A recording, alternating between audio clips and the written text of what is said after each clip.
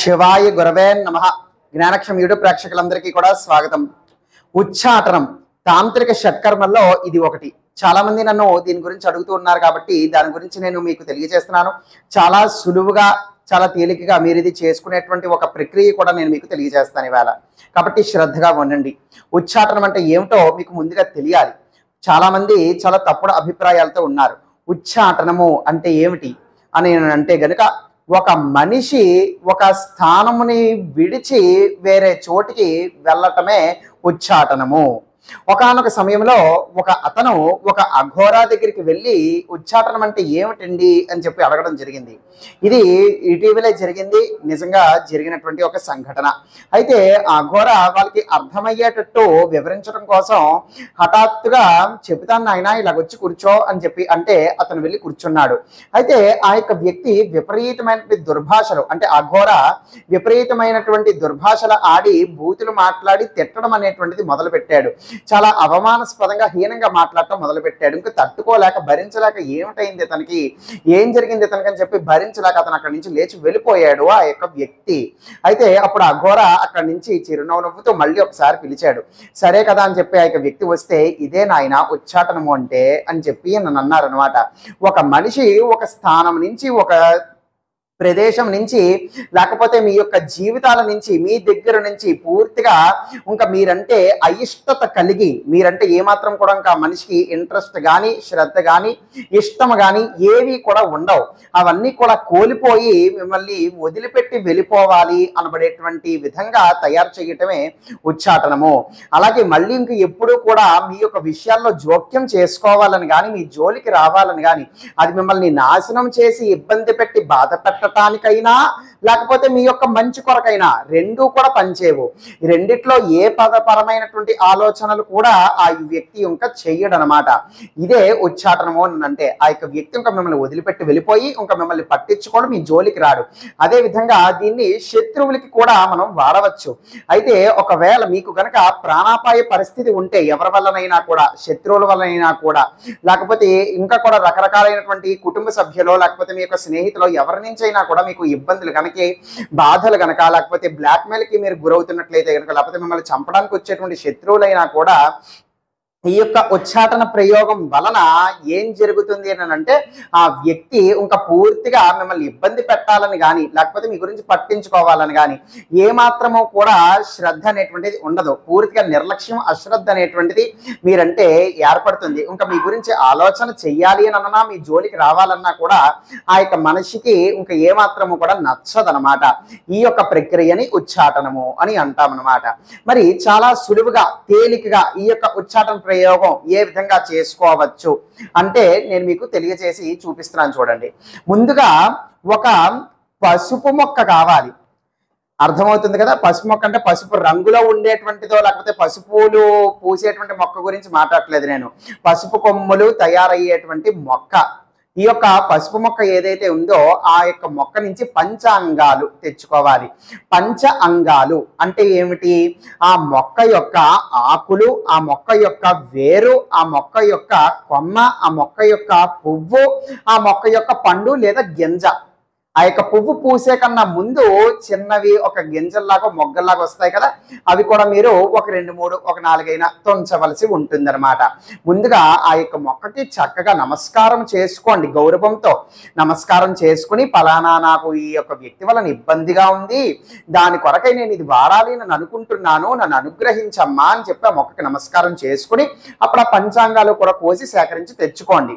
ఏమిటవి? ఆ మొక్క యొక్క కొమ్మ, మొక్క యొక్క ఆకు, మొక్క యొక్క వేరు, మొక్క యొక్క పువ్వు, మొక్క యొక్క గింజ. 5 అయ్యాయి కదా. ఈ యొక్క 5 రకాలు కూడా సేకరించాలి. ఈ 5 రకాలు కూడా సేకరించిన తర్వాత ఈ 5 కూడా కలిపి శుభ్రంగా దంచి నూరాలి. ఒక ముద్ద లేకపోతే ఒక పేస్ట్, ఒక జ్యూస్, వాటి నుంచి రసం కావాలి మనకి. అది గుర్తుపెట్టుకోండి. ఈ యొక్క 5 కూడా కలిపిన తర్వాత బాగా దంచి నూరితే జిగురో రసమో ఏదో ఒకటి తయారైతే అవుతుంది. అన్ని కూడా కలిపిన తర్వాత ఆ యొక్క జ్యూస్ ఆ యొక్క రసాన్ని జాగ్రత్తగా అట్టే పెట్టుకోండి. ఒకవేళ కొద్ది ద్రవ్యాలతో కనుక అంత రసం తయారవ్వట్లేదు అంటే భారీ ఎత్తున కొంచెం ద్రవ్యం అనేటువంటిది కొంచెం ఎక్కువ తెచ్చుకోండి. ఒక్కొక్కటి కూడాను ఈ యొక్క ఆకులో పువ్వు అవి ఏవైతే ఉన్నాయో కొంచెం ఎక్కువ తెచ్చుకొని దంచి రసం తయారు చేయండి. ఈ యొక్క రసము ఏదైతే ఉందో భోజపత్ర మీ అందరికీ కూడా నా గత వీడియోలో చూశాను, తెలియకపోతే మళ్ళీ చూపిస్తున్నాను. ఇది కొన్ని పూజా సామాగ్రి షాపుల్లో కూడా లభిస్తుంది, లేకపోతే ఆన్లైన్లో అయినా మీరు ఆర్డర్ ఇచ్చి తెప్పించుకోవచ్చు. ఈ యొక్క భోజపత్రం తీసుకోండి. ఒక భోజపత్రం తీసుకున్న తర్వాత ఏదైనా కూడా ఒక పుల్ల వాడి ఈ యొక్క రసంలో ఆ యొక్క పుల్లను ముంచి ఈ యొక్క భోజపత్రం మీద ఆ యొక్క యంత్రం అనేటువంటిది వెయ్యవలసి ఉంటుంది. అర్థమవుతుందా?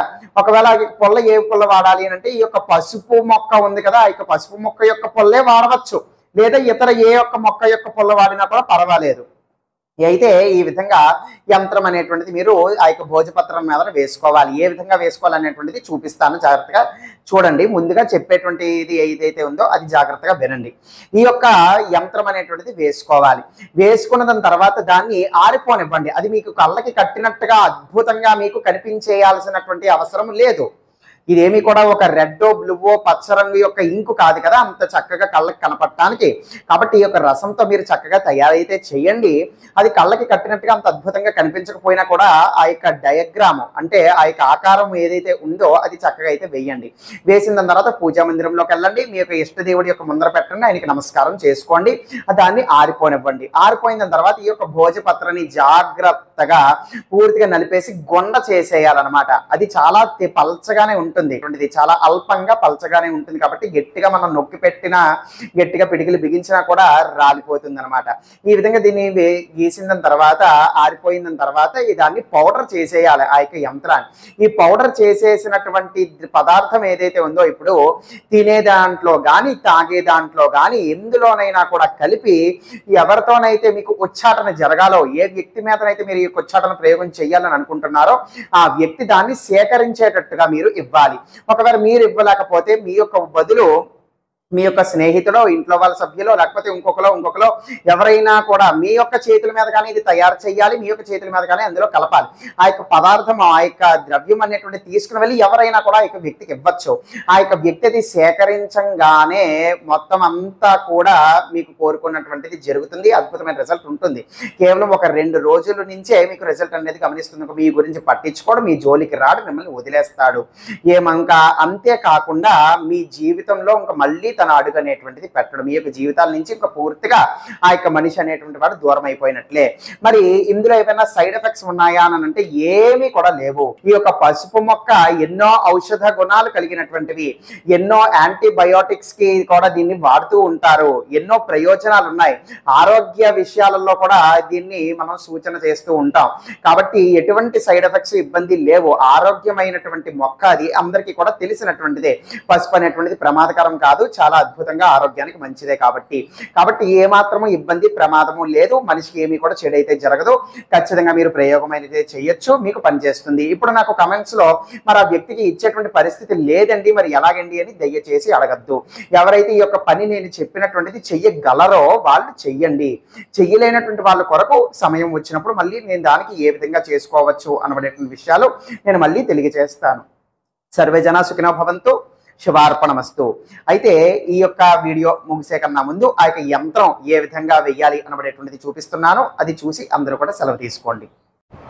ఇప్పుడు ఆ యంత్రాన్ని ఏ విధంగా గీసుకోవాలో చక్కగా అయితే చూపిస్తున్నాను, జాగ్రత్తగా అయితే చూడండి.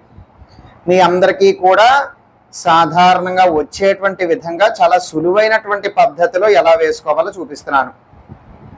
ముందు ఈ విధమైనటువంటి చక్కటి వృత్తాకారం గీయాలి. మరీ గుండ్రంగా ఉండకూడదు. నేను కావాలని ఈ విధమైనటువంటి ఆకారంతో గీశాను. అర్థమైందా? ఇప్పుడు ఈ విధంగా వేసుకున్న తర్వాత దీని చుట్టూరా మనకి 8 కోణాలు ఉండాలన్నమాట. అందరూ కూడా గీసుకోగలిగేటువంటి విధంగా సులువైనటువంటి మార్గంలో నేను వేస్తున్నాను. 2, 3, 4, 5, 6, 7, 8. అర్థమైందా? ఈ యొక్క 8 కోణాలు వచ్చేటువంటి విధంగా మీరు వేసుకోవాలి. నేను అంత సరిగ్గా చక్కగా గీయలేదు, మీకు చూపించాలి అనబడేటువంటి ప్రయత్నంలో. కానీ మీరు ఇంకా కూడా చాలా చక్కగా సవ్యంగా అన్ని కూడా ఒకలాగా ఉండేటువంటి విధంగా ఆ విధంగా చక్కగా వేసుకోండి. 8 కోణాలు ఉండాలన్నమాట.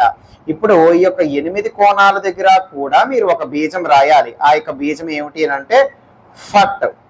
అది హిందీ అక్షరాలు, అంటే సంస్కృతంలో రాసుకోవచ్చు లేదా తెలుగులో అయినా కూడా రాసుకోవచ్చు. ఎలా వీలైనా కూడా ఆ విధంగా రాసుకోవచ్చు. ఇంకోండి, ఇది సంస్కృతం యొక్క పదంలో రాశాను నేను. ఫట్ అనబడేటువంటి పదాన్ని మొత్తం 8 కోణాల దగ్గర కూడా రాయాలన్నమాట.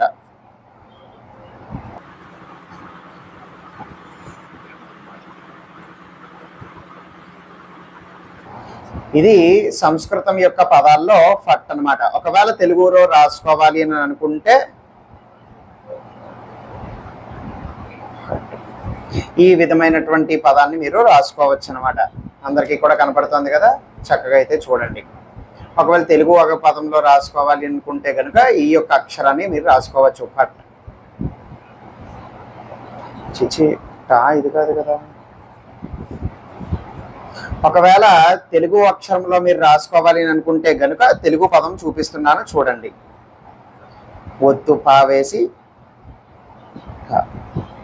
ఫట్. ఇది తెలుగు పదం అన్నమాట. ఈ విధంగా తెలుగు పదాన్ని మీరు వాడుకోవచ్చు. అంటే ఈ యొక్క 8 కోణాల దగ్గర కూడా ఈ యొక్క పదాన్ని మీరు పెట్టుకోవచ్చు. అలా తెలుగు కానీ సంస్కృతం కానీ ఏదైనా వాడచ్చు.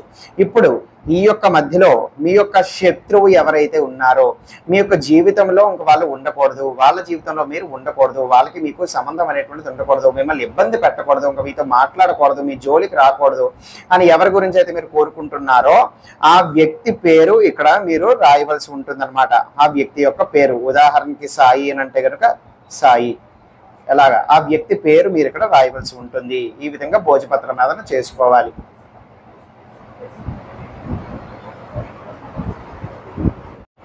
అలాగే ఈ విధంగా యంత్రం అనేటువంటిది పూర్తయింది కదా. యంత్రం పూర్తయిన తర్వాత ఒక్కొక్క పద్మాల దగ్గర నుంచి కూడా చక్కగా మళ్ళీ వృత్తాకారం, అంటే గుండ్రంగా వచ్చేటువంటి విధంగా మీరు వేయవలసి ఉంటుందన్నమాట. ఈ విధంగా దీని తరువాత ఈ యొక్క వృత్తాకారం కూడా దీని చుట్టూరా గీసిన తర్వాత అయినా ఈ బీజాలు వేసుకోవచ్చు, లేదా ఇప్పుడు నేను చూపించినటువంటి పద్ధతి విధానం ప్రకారంగానే ముందు బీజాలు వేసైనా ఈ వృత్తాకారం గీసుకోవచ్చు. మీకు ఎలా సులువైతే అలా. మొత్తానికి ఏమిటి అంటే ఈ విధంగా ఇది తయారవ్వాలన్నమాట. ఈ యొక్క బీజాలు, ఈ యొక్క యంత్రం అనేటువంటిది ఏదైతే చూపించున్నానో ఇదే ప్రకారంగా మీరు తయారు చేయాలి. అర్థమైంది కదా.